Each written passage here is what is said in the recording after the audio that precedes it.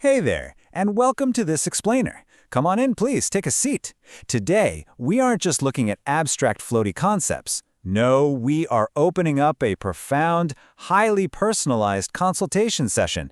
As we pull up these charts together, I want you to imagine we're sitting right across from each other, mapping out the exact energetic architecture of your life.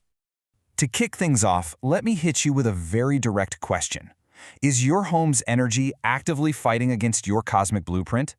You see, the physical objects sitting in your living room right now, the colors on your walls, even the direction your bed faces, those aren't just random interior design choices. They are actual physical manifestations of the astrological forces operating in your life this very second. And trust me, if they are out of alignment, you are going to feel that friction every single day. Okay, so here's our consultation plan for today.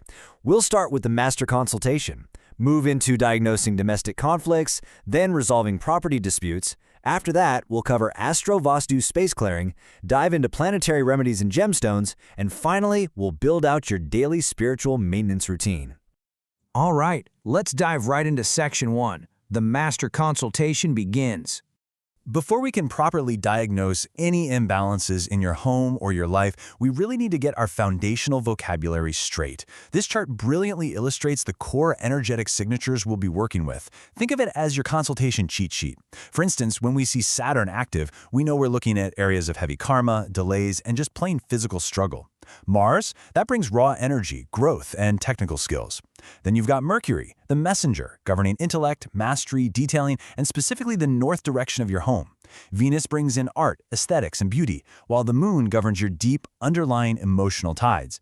Keep these in the back of your mind because they are about to become very, very real.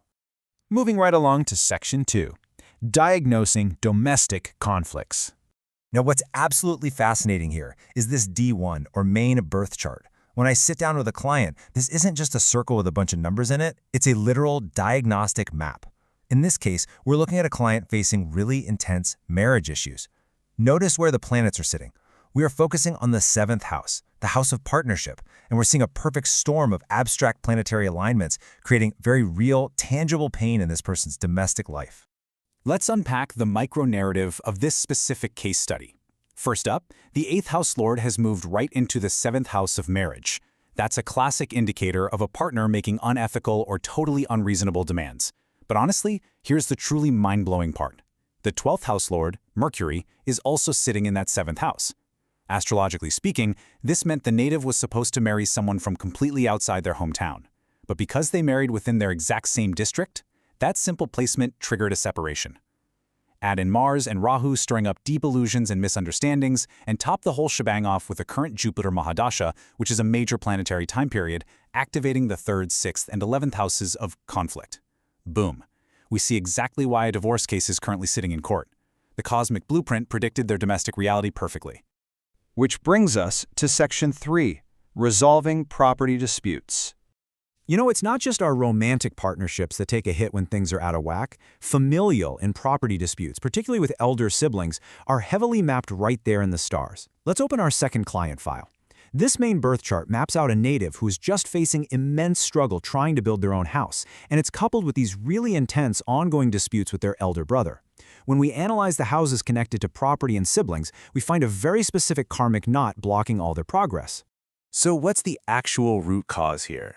It's a massive affliction in the 9th house, specifically Mercury sitting right there with Venus. This creates a relentless pattern of bad luck, intense resistance from parents, and agonizing delays in major life milestones. But hey, as an astrologer, we don't just diagnose the problem and leave you hanging, we prescribe a solution.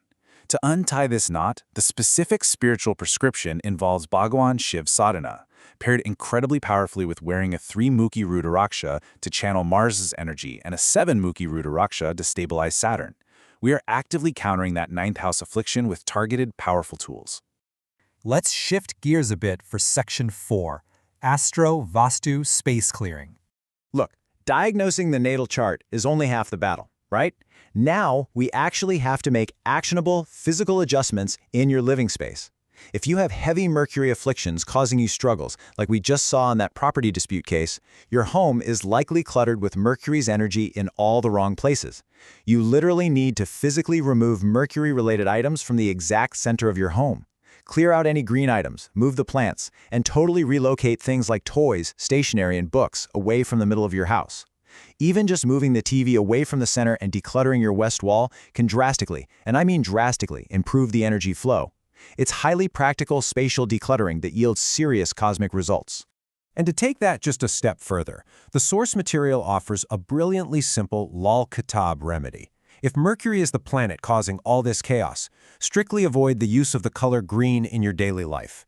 No green clothes, no green accents. Period. It's a simple, everyday choice that continually neutralizes those negative karmic patterns without you having to overthink it. Next up is Section 5, Planetary Remedies and Gemstones. Getting rid of the negative energy is a great start, but achieving true harmony means we have to actively invite the right environmental and personal energies back in. So these are the essential prescriptions for balancing out those difficult alignments, especially if you're dealing with marriage or property delays. Wearing a 5-mukhi and a 13-mukhi rudraksha offers some really powerful protection. Applying a saffron or kesar tilak on your forehead, tongue, and navel fundamentally aligns your internal energy. Regularly donating Jupiter-related items, performing daily worship of Goddess Mahalakshmi, and serving cows are deeply grounding karmic acts. Oh, and for Saturn afflictions, a blue sapphire gemstone can be absolutely transformative. But a quick warning, only ever wear this under expert guidance. It is potent stuff. This is exactly why I always say Lal Kitab and Vedic remedies are absolutely never one-size-fits-all. Notice this stark contrast here? If your affliction is in the 6th house, the house of service and struggle, your remedy isn't to hide away. It's to actively get out there and help others, maintain deep humility, and focus on healthcare. But if your affliction is in the 8th house of transformation and mystery, the remedy is entirely different. You actually pacify the 8th house by pursuing specialized, hidden knowledge, like diving into studying astrology or getting into technology, along with making charitable donations. The remedy absolutely must match the house. Finally, we arrive at Section 6, your daily spiritual maintenance routine. Let's see how all of this builds into something you can actually do every single day. Here is your step-by-step spiritual maintenance routine. Step 1 is simple but incredibly vital. Establish a strict daily routine and keep your spaces meticulously clean. Clutter literally invites chaotic planetary energy. Step 2, keep Gangajal in the house to constantly purify the atmosphere. Step 3 is a highly specific and really potent remedy. Extinguish the kitchen fire with just a few drops of milk after your final evening meal to actively cool down any domestic tensions. And Step 4, regularly offer jaggery or wheat to monkeys. These simple actions put you right back in the driver's seat of your home's energy. To wrap up the practical side of things, let's look at a few highly specific Vastu and lifestyle adjustments that bridge planetary logic with everyday objects. To stabilize energy, keep a silver brick in the bedroom, or honestly, just a small 10-gram piece in your pocket works too. If Rahu is out there disrupting your wealth, place a silver elephant facing northwest in your home. To sweeten familial bonds, regularly distribute sweets to the females in your family, and make it a rule to never eat your meals alone. And for relationship harmony, keeping fresh flowers in the bedroom works absolute wonders.